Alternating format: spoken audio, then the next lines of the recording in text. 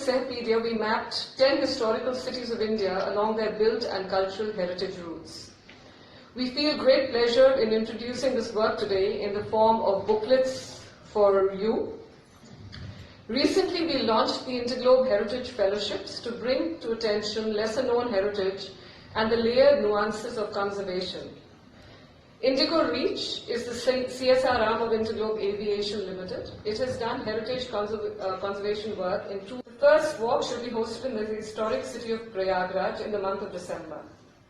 Through this conversation today and the heritage walks in future, we hope to streamline the discourse on conserving our built and cultural heritage that reflect our rich past and connect us with the future. And strategies which have enabled conservation across India. She is currently the Executive Director of World Monuments Fund, India, and has published 2 books, Forts and Palaces of India and Taj Mahal, Multiple Narratives with Rahul Mehrotra. Mr. Roy is the Managing Director of Teamwork Arts, which produces over 33 highly acclaimed performing arts, visual arts, literary festivals across 40 cities in countries such as Australia, Canada, Egypt, France, Germany, architectural heritage, now run as the Nimrana Non-Hotel Hotels, which have won awards from UNESCO, the Indian travel trade industry, and national awards. A historian by education, Mr. Nath from an early age has painted, written poetry, practiced graphic design, and copywriting for several advertising campaigns. He has co-written, authored 14 illustrated books on art, history, architecture, corporate biography, and photography. His book Jaipur was the first Indian book chosen to be marketed internationally by Christie's on advising Asian countries in their policy on conservation of cultural heritage.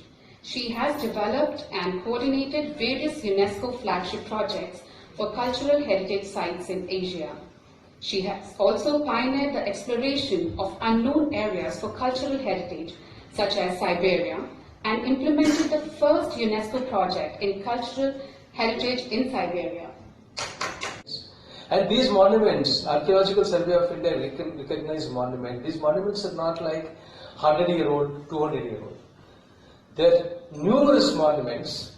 Really interesting thing about the intangible heritage of India, whether it's a Bharatnatyam or Odissi or Kathak, is that despite all of the different influences of television, of social media, this is one of the few arts in the world that continues to survive, not because of government patronage, but despite government patronage. Today you go to America, you'll see whether it's in Chicago or Washington, you go to Singapore or Bali or wherever, you'll see our heritage live and kicking. You know, people take pride in learning their Carnatic violin or their Drupad or their Kathak or Odissi or whatever it is.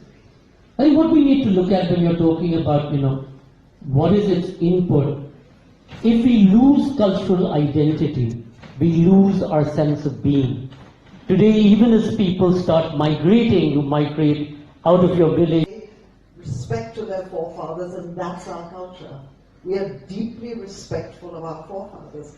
And it was this understanding, it's a trans-faith undertaking. Who's going to stand for us in the heat? Not you and me, brought up in Delhi.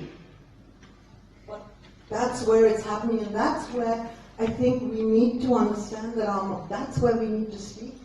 Our monuments need to speak much more. They are profoundly respectful of the space. She's, dust thou art to dust returneth. So I think we are a very wise civilization, and so that contextualizes us rather than the other way around. And I also think that when we say the West makes museums better than us, but they make them because they are dead civilizations. And I don't say it with any arrogance, but dead in quotes if you want to say. And because we are alive, we have a sense of complacence, even perhaps silent. Opportunity for us. music, literature, art center is doing a great job. Aman, everybody is involved in this, but it's being done in pockets of excellence. Are we going to take it to the next level? I think is a question of discussion.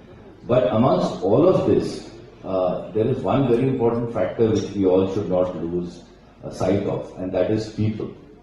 The people that are associated with this heritage, these monuments, these everything special that exists around us, there are people, and the livelihood of people is something that has to be a spin-off in all of this progress.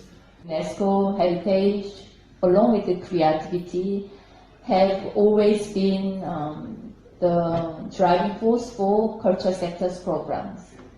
So since for 70 years, and of course, why have culture and then cultural heritage matter? It's because, as the Mrs. Amita and then also Sanjay mentioned, it brings us to have a very strong and clear cultural identity, I may say. But secondly, which is also very important in nowadays where there are lots of conflict, heritage has a strong power to bring those who have difference together. The people in this room are getting is how both our tangible and intangible heritage hold the key to defining our identities, defining our overall sense of well-being. Having said that, Amita, let me come to you. What does your work with built heritage, especially monuments, entail?